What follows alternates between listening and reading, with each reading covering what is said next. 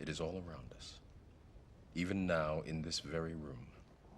You can see it when you look out your window or when you turn on your television. You can feel it when you go to work, when you go to church, when you pay your taxes. It is the world that has been pulled over your eyes to blind you from the truth. What truth? That you are a slave, Neo. Like everyone else, you were born into bondage, born into a prison. All I'm offering is the truth, nothing more. What is the Matrix? Control. You have a problem with authority, Mr. Anderson. You believe that you are special, that somehow the rules do not apply to you. Obviously, you are mistaken. This company is one of the top software companies in the world because every single employee understands that they are part of a whole. Thus, if an employee has a problem, the company has a problem. The time has come to make a choice, Mr. Anderson. Either you choose to be at your desk on time from this day forth, or you choose to find yourself another job. Do I make myself clear?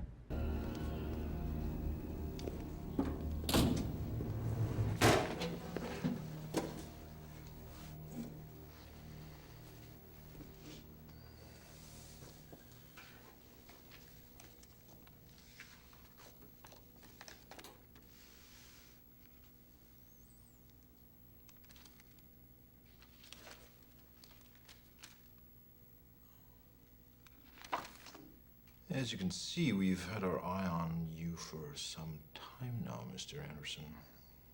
It seems that you've been living two lives. One of these lives has a future, and one of them does not. How about I give you the finger? I believe that as a species, human beings define their reality through misery and suffering. So the perfect world was a dream that your primitive cerebrum kept trying to wake up from. Which is why the Matrix was redesigned to this, the peak of your civilization. And I say your civilization because as soon as we started thinking for you, it really became our civilization, which is, of course, what this is all about. I'd like to share a revelation that I've had during my time here. It came to me when I tried to classify your species. I realized that you're not actually mammals. Every mammal on this planet instinctively develops a natural equilibrium with the surrounding environment, but you humans do not. You move to an area and you multiply, and multiply until every natural resource is consumed. And the only way you can survive is to spread to another area.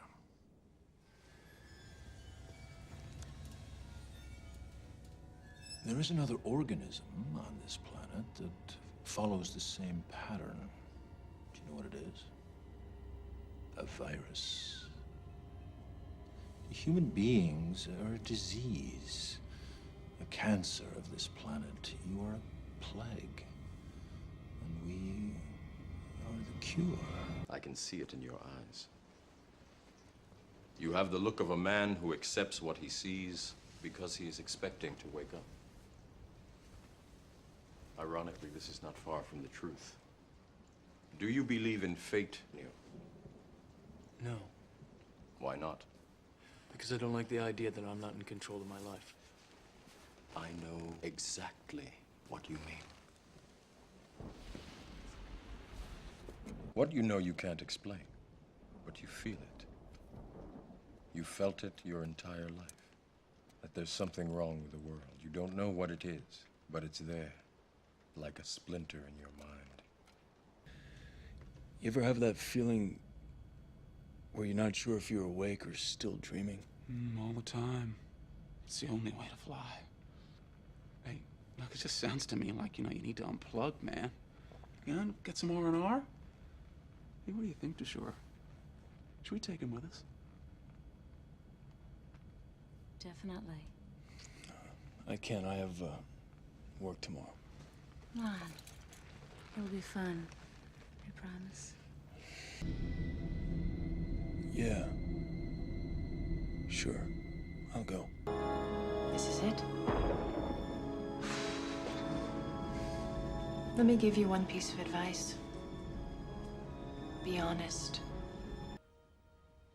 Are you sure you want to hear this? You know what that means? It's Latin. Means know thyself. I'm gonna let you in on a little secret. Being the one is just like being in love. No one can tell you you're in love, you just know it. Through and through. Balls to bones. Do not try and bend the spoon. That's impossible. Instead, only try to realize the truth. What truth? There is no spoon. There is no spoon? Then you'll see that it is not the spoon that bends, it is only yourself.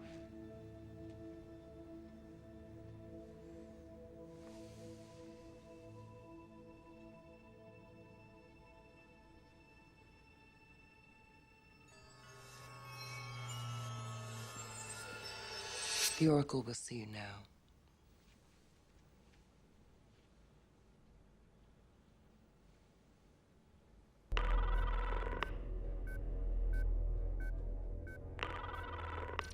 Yeah.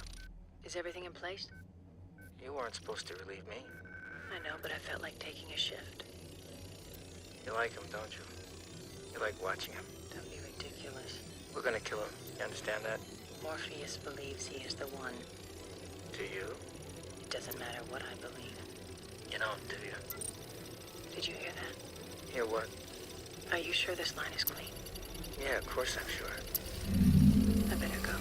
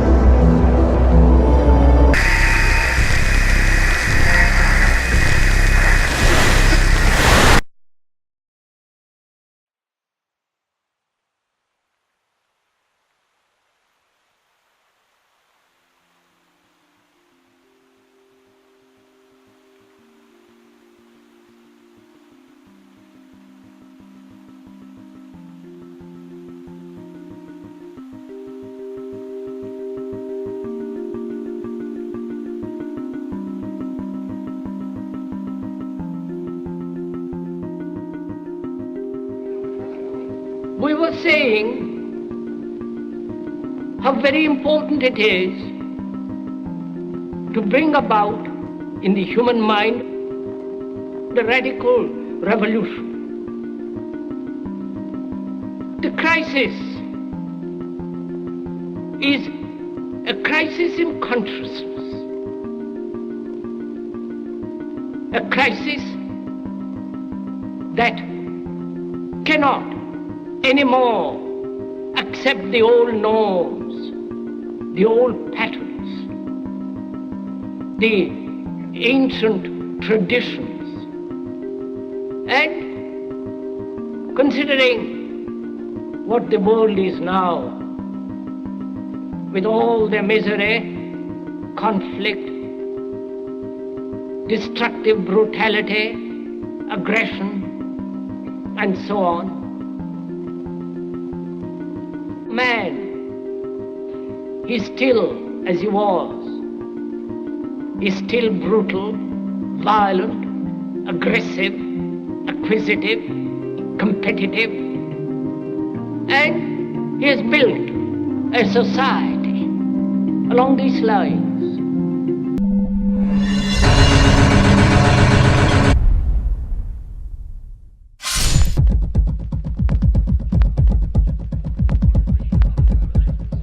appeals to racial, sexual, and religious chauvinism, to rabid nationalist fervor, are beginning not to work. Business of who I am and whether I'm good or bad or achieving or not, all that's learned along the way. Just a ride. And we can change it anytime we want. It's only a choice. No effort, no work, no job, no savings of money. I realized that I had the game wrong. That the game was to find out what I already was. In a world where 34,000 children die every single day from poverty and preventable diseases, and where 50% of the world's population lives on less than $2 a day, one thing is clear: something is very wrong. And whether we are aware of it or not, the lifeblood of all of our established institutions, and thus society itself, is money. Therefore, understanding this institution of monetary policy is critical to understanding why our lives are the way they are. Unfortunately, economics is often viewed with confusion and boredom. Endless streams of financial jargon coupled with intimidating mathematics quickly deters people from attempts at understanding it. However, the fact is, the complexity associated with the financial system is a mere mask, designed to conceal one of the most socially paralyzing structures humanity has ever endured.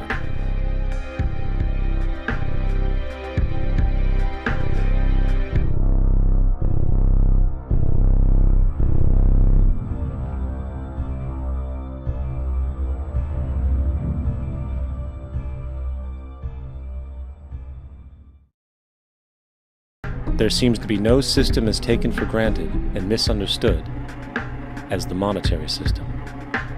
Taking on nearly religious proportions, the established monetary institution exists as one of the most unquestioned forms of faith there is. How money is created, the policies by which it is governed, and how it truly affects society are unregistered interests of the great majority of the population. The United States government decides it needs some money, so it calls up the Federal Reserve and requests, say, $10 billion. The Fed replies, saying, sure, we'll buy $10 billion in government bonds from you. So the government takes some pieces of paper, paints some official-looking designs on them, and calls them Treasury bonds. Then it puts a value on these bonds to the sum of $10 billion and sends them over to the Fed. In turn, the people at the Fed draw up a bunch of impressive pieces of paper themselves, only this time calling them Federal Reserve notes, also designating a value of $10 billion to the Fed. The Fed then takes these notes and trades them for the bonds. Once this exchange is complete, the government then takes the $10 billion in Federal Reserve notes and deposits it into a bank account. And upon this deposit, the paper notes officially become legal tender money, adding $10 billion to the U.S. money supply. And there it is. $10 billion in new money has been created. Of course, this example is a generalization, for, in reality, this transaction would occur electronically, with no paper used at all. In fact, only 3% of the U.S. money supply exists in physical currency. The other 97% essentially exists in computers alone. Now, government bonds are, by design, instruments of debt, and when the Fed purchases these bonds, with money it essentially created out of thin air, the government is actually promising to pay back that money to the Fed. In other words, the money was created out of debt. This mind-numbing paradox of how money or value can be created out of debt or a liability will become more clear as we further this exercise. So, the exchange has been made and now $10 billion sits in a commercial bank account. Here's where it gets really interesting.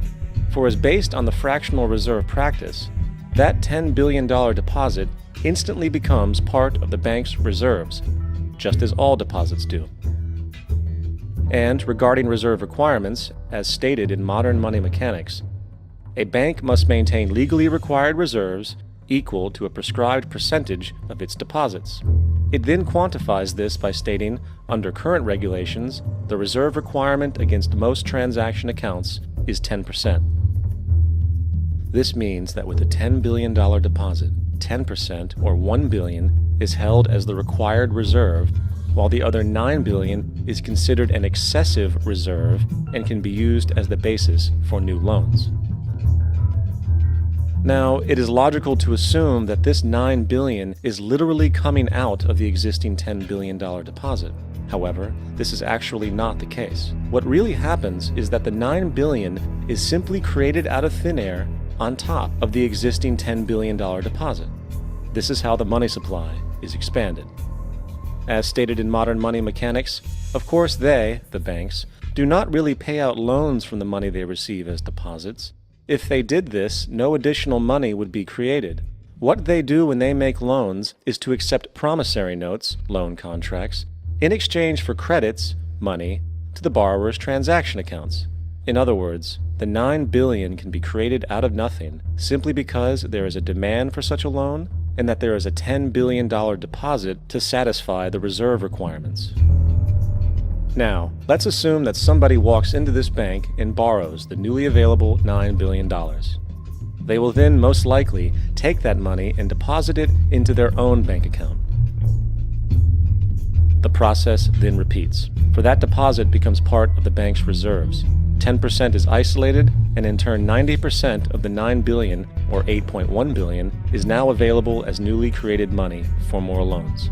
And of course, that 8.1 can be loaned out and redeposited, creating an additional 7.2 billion, to 6.5 billion, to 5.9 billion, etc.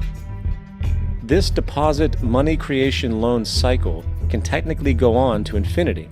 The average mathematical result is that about $90 billion can be created on top of the original $10 billion. In other words, for every deposit that ever occurs in the banking system, about 9 times that amount can be created out of thin air. Now that we understand how money is created by this fractional reserve banking system, a logical yet elusive question might come to mind. What is actually giving this newly created money value? The answer? The money that already exists. The new money essentially steals value from the existing money supply. For the total pool of money is being increased irrespective to demand for goods and services. And as supply and demand finds equilibrium, prices rise, diminishing the purchasing power of each individual dollar. This is generally referred to as inflation, and inflation is essentially a hidden tax on the public.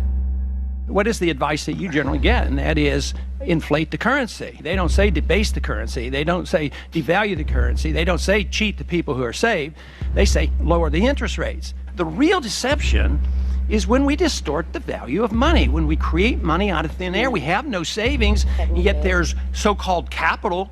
So my question boils down to this: how in the world can we expect to solve the problems of inflation, that is, the increase in the supply of money, with more inflation?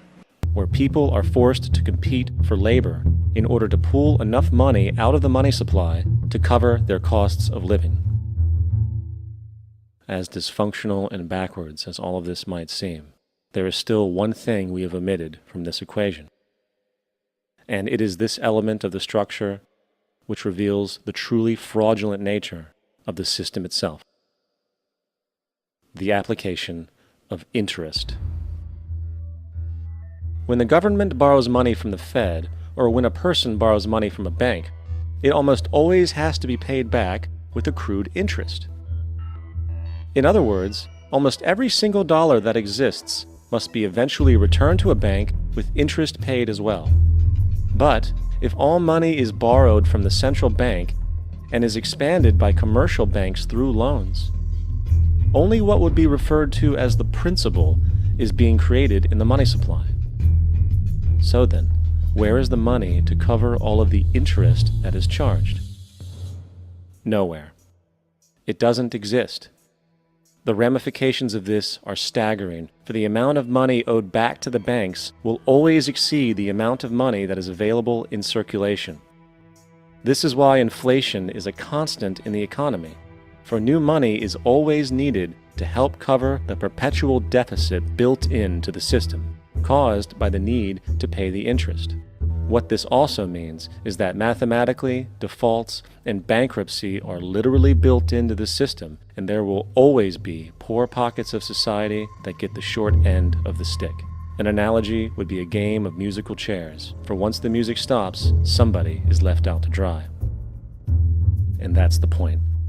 It invariably transfers true wealth from the individual to the banks. For if you are unable to pay for your mortgage, they will take your property. This is particularly enraging when you realize that not only is such a default inevitable due to the fractional reserve practice, but also because of the fact that the money that the bank loaned to you didn't even legally exist in the first place. And this brings us to the ultimate question: why? During the American Civil War, President Lincoln bypassed the high-interest loans offered by the European banks and decided to do what the Founding Fathers advocated, which was to create an independent and inherently debt-free currency. It was called the greenback. Shortly after this measure was taken, an internal document circulated between private British and American banking interests stated, "Slavery is but the owning of labor and carries with it the care of laborers, while the European plan is that capital shall control labor by controlling wages. This can be done by controlling the money. It will not do to allow the greenback, as we cannot control that." The fractional reserve policy perpetrated by the Federal Reserve, which has spread in practice to the great majority of banks in the world, is, in fact, a system of modern slavery. Think about it. Money is created out of debt. And what do people do when they are in debt? They submit to employment to pay it off. But if money can only be created out of loans, how can society ever be debt-free? It can't. And that's the point. Running on the hamster wheel with millions of others, in effect powering an empire that truly benefits only the elite at the top of the pyramid. For, at the end of the day, who are you really working for? The banks. Money is created in a bank and invariably ends up in a bank. They are the true masters, along with the corporations and governments they support. Physical slavery requires people to be housed and fed. Economic slavery requires people to feed and house themselves. It is one of the most ingenious scams for social manipulation ever created, and at its core, it is an invisible war against the population. Debt is the weapon used to conquer and enslave societies, and interest is its prime ammunition. And as the majority walks around oblivious to this reality, the banks, in collusion with governments and corporations, continue to perfect and expand their tactics of economic warfare, spawning new bases, such as the World Bank and International Monetary Fund, while also inventing a new type of soldier, the birth of the economic hitman.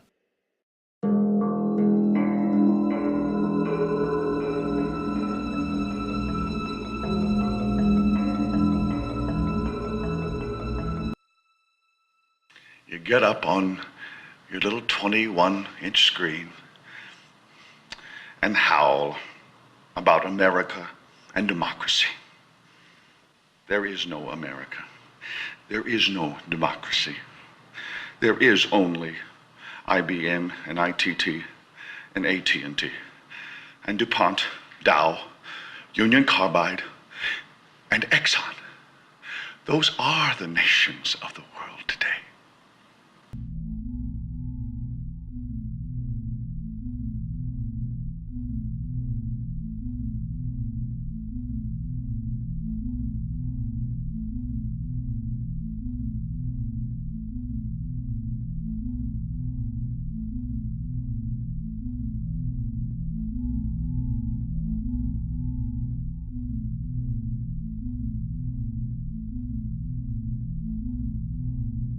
The world is being taken over.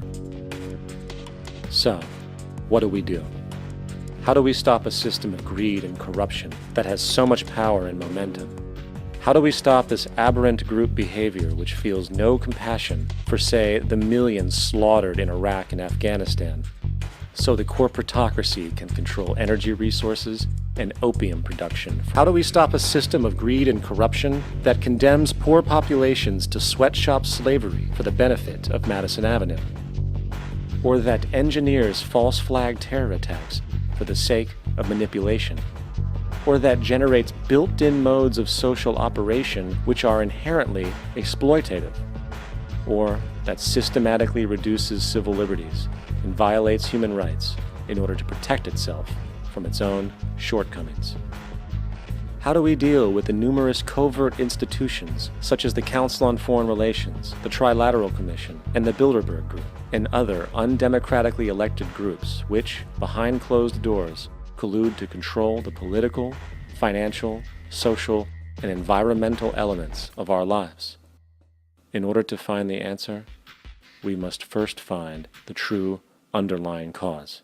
For the fact is, the selfish, corrupt, power, and profit-based groups are not the true source of the problem. They are symptoms.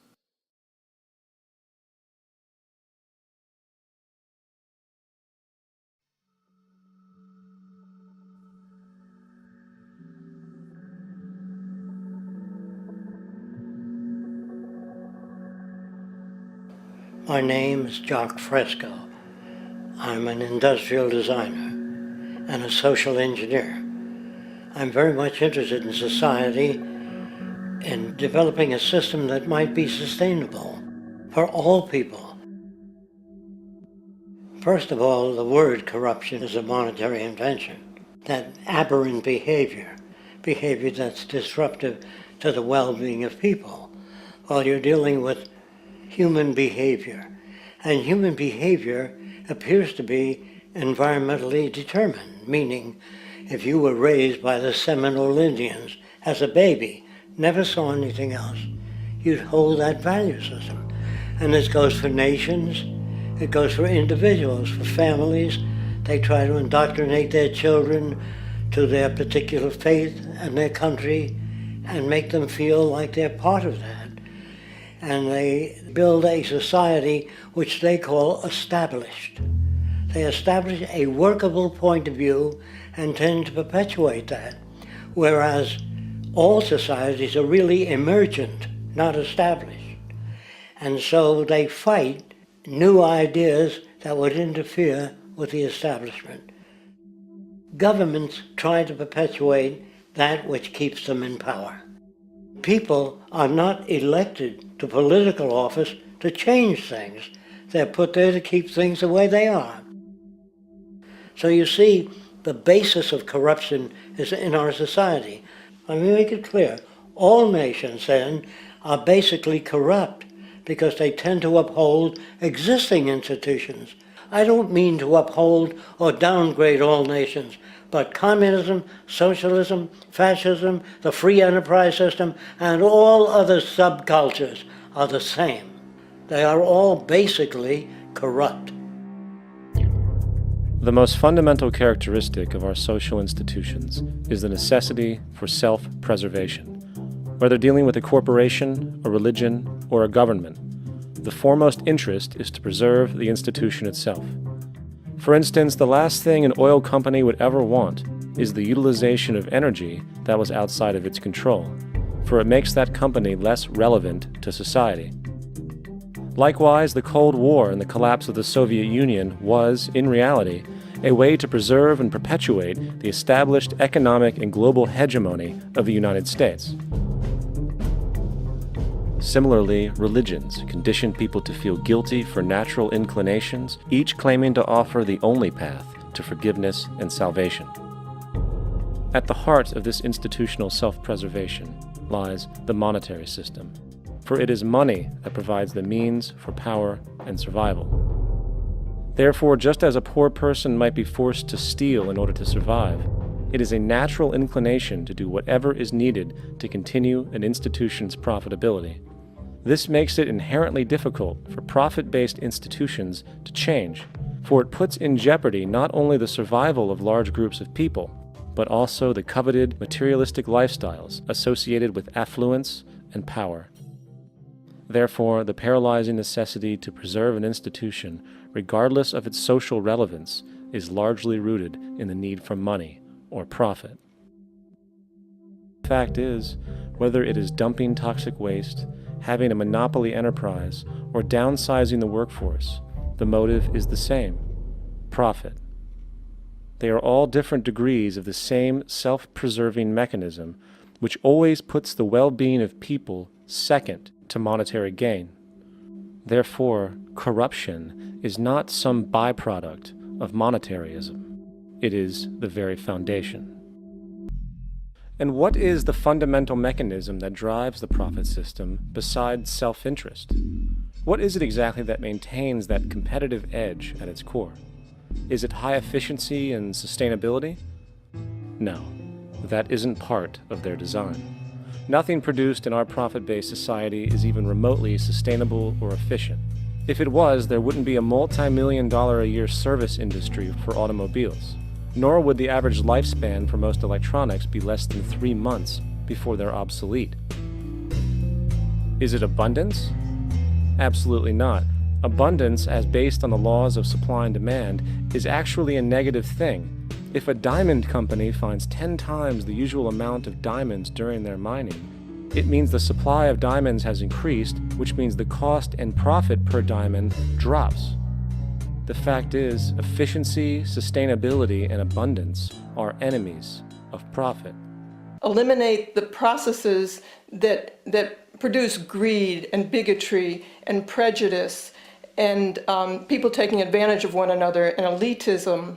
Eliminating the need for prisons and welfare. We have always had these problems because we have always lived within scarcity and barter and monetary systems that produce scarcity. There is no human nature, there's human behavior, and that's always been changed throughout history. You're not born with bigotry and greed and corruption and hatred. You pick that up within the society. War, poverty, corruption, hunger, misery, human suffering will not change in a monetary system. That is, there'll be very little significant change. It's going to take the redesign of our culture, our values, and it has to be related to the carrying capacity of the earth, not some human opinion or some politician's notions of the way the world ought to be, or some religious notions of the conduct of human affairs. That isn't a hazard to this country. How are we going to keep building nuclear weapons? You know what I mean? What's going to happen to the arms industry when we realize we're all one? It's going to fuck up the economy. The economy that's fake anyway. The economy that's fake anyway. The economy that's fake anyway. The economy that's fake anyway. The economy that's fake anyway. Which would be a real bummer. You can see why the government's cracking down. What we are trying during all these discussions and talks here is to see if we cannot radically bring about a transformation of the mind. Not accept things as they are, but to understand it, to go into it, to examine it, give your heart and your mind with everything that you have to find out a way of living differently.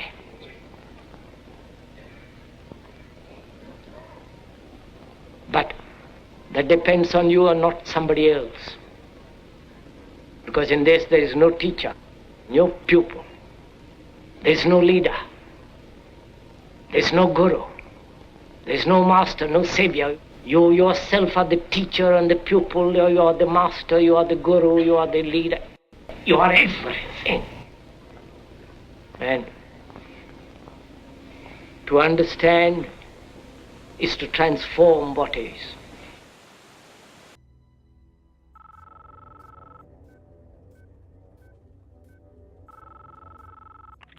I know you're out there.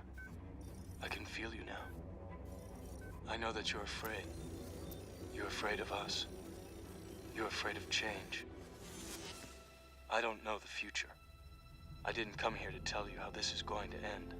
I came here to tell you how it's going to begin. I'm going to hang up this phone, and then I'm going to show these people what you don't want them to see.